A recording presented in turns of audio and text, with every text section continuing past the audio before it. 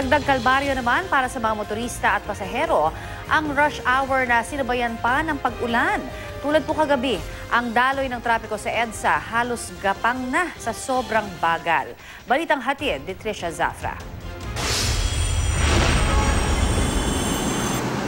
Hapon pa lang kasabay ng rush hour, bumuhos na ang ulan sa bahaging ito ng EDSA sa Mandaluyong. Lalo tuloy bumagal ang usad pagong na trapiko.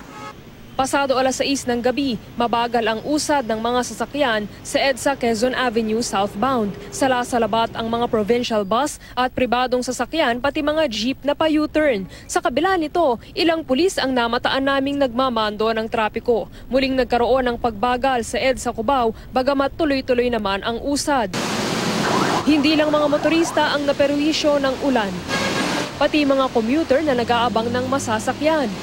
Mabagal din ang usad ng trapiko sa southbound ng EDSA Santolan at nang palapit na sa EDSA Ortigas, halos hindi na gumalaw ang mga sasakyan. Bahagyamang lumuwag paglagpas ng Ortigas, muli namang nagsikip pagdating sa Guadalupe. Malakas ang buhos ng ulan sa Makati. Nagkaroon tuloy ng gutter deep na baha na nagpabagal sa andar ng mga sasakyan malapit sa Ayala Flyover. Sa babaan ng jeep na ito sa Pasong Tamo Extension, aligaga at nagmamadali ng makauwi ang mga commuter galing Makati. Mayroon po sa De La Rosa. Baha po. Basa po, basa. Malakas ang ulan eh. Masyado raw marami ang mga pasahero ayon sa nakausap naming jeepney driver. Kawawa yung mga pasahero, minsan nga sa flooring ko naupo 8:00 ng gabi sa northbound lane ng Ayala, mabagal ang takbo ng mga sasakyan na sinabayan pa ng buhos ng ulan. Mula rito, gapang na patungong Guadalupe Bridge. Pero kung ang mga pasahero ang tatanungin, medyo maluwag-luwag ngayon Hindi kagaya nung martes.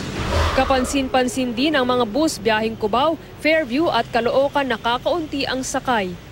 Paglagpas naman ng tulay ng Guadalupe, nadatnan namin sa emergency base si Mang Ruel. Kinukumpuni ang kanyang motorsiklo na ayaw na raw umandar.